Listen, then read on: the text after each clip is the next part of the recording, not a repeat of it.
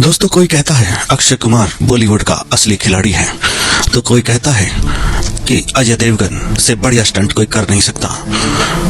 पुराने जमाने में कहते हैं कि अमिताभ से बढ़िया एक्शन कोई नहीं कर सकता था, और कोई हीमैन धर्मेंद्र का नाम इस कड़ी में सबसे ऊपर रखता है। लेकिन क्या आपको पता है कि बॉलीवुड का असली खिलाड़ी कौन था, और बॉलीवुड में खतरनाक स्टंट करने की शुरुआत कहां से हुई? प्यारे दर्शकों, आपको जानकर हैरानी होगी कि बॉलीवुड की असली खिलाड़ी एक महिला थी। जिस समय औरतें घूंघट में रहा करती थी, उस समय उस महिला ने ऐसे ऐसे खतरनाक स्टंट किए जिनको देखकर लोगों ने दांतों तले उंगली दबा ली। और आज भी जब आप उनके स्टंट्स को देखेंगे तो हैरान रह जाएंगे। आज भी बड़े से बड़ी फिल्मों में ऐसे खतरनाक स्टंट देखने को कम ही मिलते हैं, जो स्टंट उसने बॉलीवुड के शुरुआती दौर में यानी कि 1930 के आसपास कर दिए थे। तो बने रहिए न्यूज मिरर के साथ और देखिए एक भुला दी गई नायिका की, एक भुला दी गई स्टंटमैन और सुपर हीरो नायिका की जबरदस्त कहानी।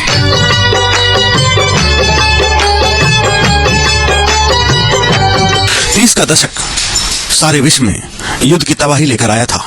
लोग भय, डर, पराधीनता और जंग के बीच मानसिक प्रताड़ना भोग रहे थे। ऐसे में सिनेमा ने लोगों को बहुत सारे काल्पनिक नायक, रक्षक और सुपर हीरो दिए थे। असल जिंदगी की मुश्किलों और परेशानियों से दूर ये एक ऐसी दुनिया थी जहां उन्हें कुछ पल का सुकून मिल जाया करता था। यहाँ के सुपर हीरो उन्हें कल्पना के एक अलग संसार में ले जाते थे और हर मुश्किल से बचाते थे। इसी दौर में जन्मे थे सुपरमैन, बैटमैन, वंडर वुमन और बहुत सारे किरदार जो लोगों के बीच में रच और बस गए थे। उसी समय भारत में भी सिनेमा अपने नए दौर की अंगड़ाइयां ले रहा था।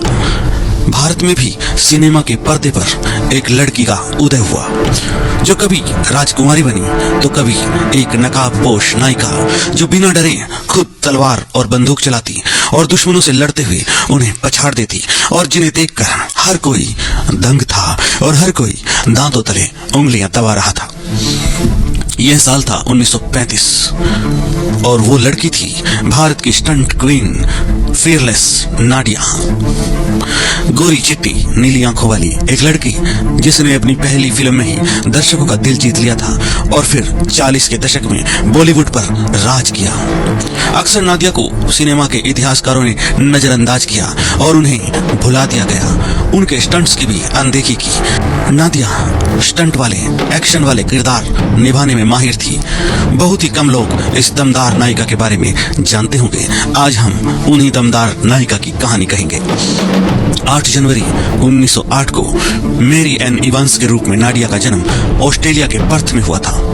उनके पिता स्कॉटिश थे और माँ थी ग्रीक। मैरी बहुत ही छोटी थी जब वे भारत आ गई। उनके पिता हर्बर्ट इवांस ब्रिटिश सेना के स्वयंसेवक थे और इसलिए मैरी का बचपन भारत में ही बीता। बहुत कम उम्र में मैरी ने ठान लिया था कि वो एक अच्छी गायिका और डांसर बनेगी। उन्होंने अपने पिता से स्कॉटिश डांस सीखा और माँ से ग्रीक गाने। बचपन में मैरी बाकी बच्चों के साथ चर्च में प्रार्थना गीत भी गाती थी, फिर भी उसमें कुछ ऐसा था जो सबसे अलग था। बचपन में बाकी बच्चे जब खिलौनों से खेलते, तब मैरी ने अपना ज्यादातर समय एक छोटे घोड़े के साथ खेलकर बिताया, जो बाद में उसका सबसे अच्छा दोस्त बन गया था। उन्होंने मछली पकड़ना, शिकार करना और घुड़सवारी करना भी सीखा। उस समय लड़कियों के लिए ये बहुत बड़ी बात मानी जाती थी। प्रथम विश्व युद्ध के दौरान जब मैरी के पिता की मृत्यु हो गई तो वह अपनी मां के साथ मुंबई आ गई। यहाँ उन्होंने मैडम एस्ट्रोव, जो एक रूसी डांसर थी, उनसे बैले डांस सीखा। मैडम एस्ट्रोव ने कहीं ना कहीं मैरी की प्रतिभा को पहचान लिया था और इसलिए उसे अपनी यात्रा मंडली में शामिल कर लिया था। इस मंडली के साथ मैरी ने बहुत सी जगहों की यात्राएं की और इसी दौरान उनकी मुलाकात एक अमेरिकी ज्योतिषी से हुई। इस ज्योतिषी ने उन्हें सुझाव दिया कि मैरी को अपना नाम बदलकर न अक्षर से रखना चाहिए और ऐसे मैरी इन इवास बन गई नादिया। नादिया का मूल नाम मैरी इन इवास था। यात्रा मंडली के साथ डांस के अलावा नाडिया ने कई अन्य नौकरियों में भी अपना हाथ आजमाया। सचिवालय की नौकरी से लेकर एक थिएटर आर्टिस्ट और सर्कस में एक ट्रेपेज कलाकार के तौर पर काम करने तक सभी कुछ नाडिया ने कर लिया था। नाडिया ने खुद को एक बेहतर जिम्नास्ट के तौर पर भी तैयार किया था। लोग उनके साहसी कारनामे और स्टंट देखकर हैरान हुए बिना नहीं रह सकते थे। पर अपने डांस के शौक को पूरा करने के लिए नादिया ने जरको सर्कस की नौकरी छोड़ दी और खुद को पूरी तरह से डांस के लिए समर्पित कर दिया। इस बार वे बॉलीवुड के गानों में डांस करने वाली थी। लाहौर के एक सिनेमा मालिक इरूज कंगा ने जब उनकी परफॉर्मेंस देखी तो वो उनसे बहुत ही प्रभावित हो गए। कंगा ने ही नादिया की मुलाकात Wadia Movietone production house के मालिक JBH वाडिया और होमी वाडिया से करवाई।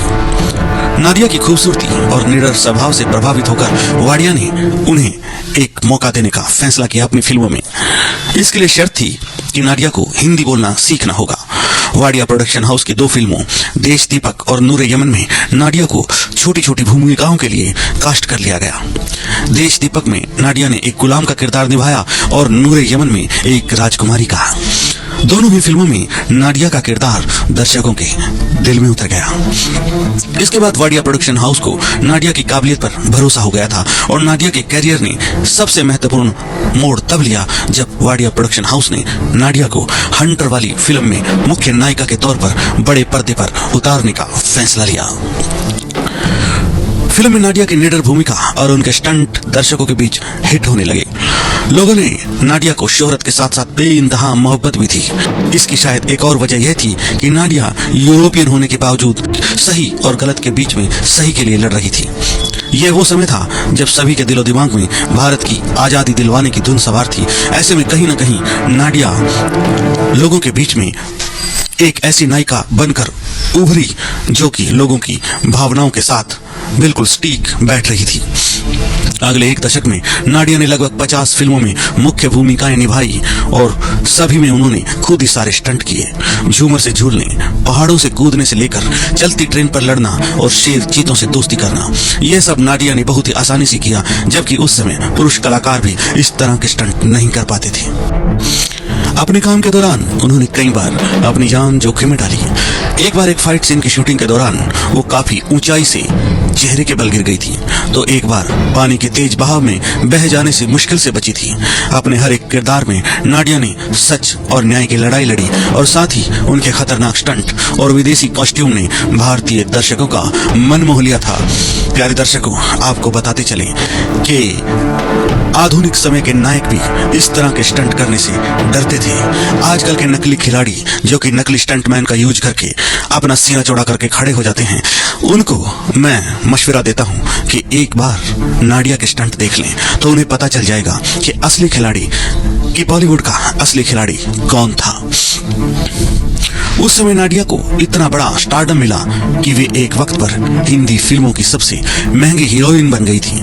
वे इतनी मशहूर थी कि उस समय के बेल्ट, बैग, जूते और कपड़ों के ब्रांड के साथ उनके उपनाम हंटर वाली का इस्तेमाल किया जाता था। उस समय भारतीय महिलाएं धीरे धीरे एक्टिंग की ओर एक पेशे के रूप में आगे बढ़ रही थी और ऐसे में नादिया उनके लिए एक प्रेरणा के तौर पर उभरी। उन्होंने पुरुषवादी समाज को अपने शब्दों से चुनौती दी थी। इस गलतफहमी में बिल्कुल मत रहना कि तुम आज की औरत के ऊपर राज कर सकते हो। यदि राष्ट्र को स्वतंत्रता चाहिए तो पहले यहाँ की औरतों को आजादी देनी होगी। ऐसे ऐसे डायलॉग्स जब नादिया के मुंह से लोगों ने सुने तो उनको अपने दिल में बसा लिया। वो पहली सुपरस्टार बनकर उभरी, पहली स्टंट वुमेन बनकर उभरी और बॉलीवुड की पहली असली जांबाज खिलाड़ी बनकर उभरी।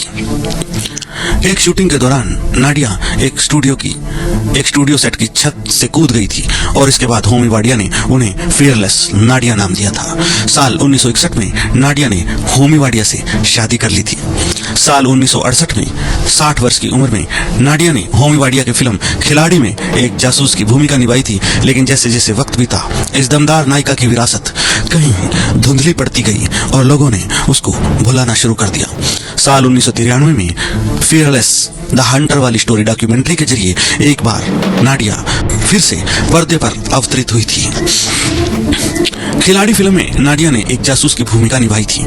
JBH वाडिया के पोते और राय वाडिया के भाई रियाद ने इस डॉक्यूमेंट्री को बनाया है और इसे कई अंतर्राष्ट्रीय फिल्म उत्सवों में दिखाया गया था, जिसमें भारत के साथ साथ उनके जन्म स्थान ऑस्ट्रेलिया में भी लोगों को उनके बारे में पता चला। आज एक तरफ नादिया की विरासत को भारतीय फिल्म इंडस्ट्री में शायद ही याद किया जाता है, तो दूसरी तरफ उनके काम को कई देशों के सिनेमा विशेषज्ञों द्वारा फिल्म स्टडी के तौर पर छात्रों को पढ़ाया जाता है। तो ये थी फियरलेस नाडिया की दास्तान, एक ऐसी एक्ट्रेस जो वाकई में फियरलेस थी और अपने स्टंट्स द्वारा उसने सभी को चकित कर दिया था, जबकि लोग इन बातों के बारे में सोचकर ही डर जाते थे जैसे जैसे स्टंट्स उसने उस समय फिल्मी पर्दे पर करके दिखाए थे। प्यारे दर्शकों, आपको ये पोस्ट कैसी लगी? यदि अच्छी लगी हो तो चैनल को सब्सक्राइब करना बिल्कुल भी न भूलें। फिर मिलता हूँ किसी नई पोस्ट के साथ, तब तक रखिएगा अपना ख्याल। जय हिंद, जय भारत।